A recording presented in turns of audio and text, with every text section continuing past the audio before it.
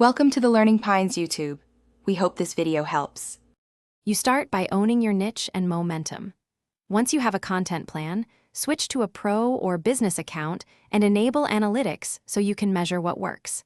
Make sure to post consistently for at least 3 weeks and push for follower and watch time thresholds that unlock creator features. While you build, repurpose top-performing clips and test hooks. This accelerates growth and moves you toward eligibility for in-app monetization options and partnership conversations.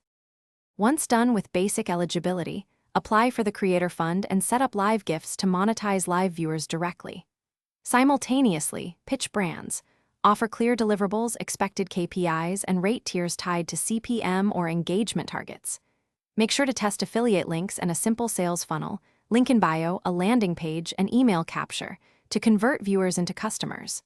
As you scale, diversify, subscriptions, exclusive content, and digital products all compound. You finish by systematizing success and protecting revenue.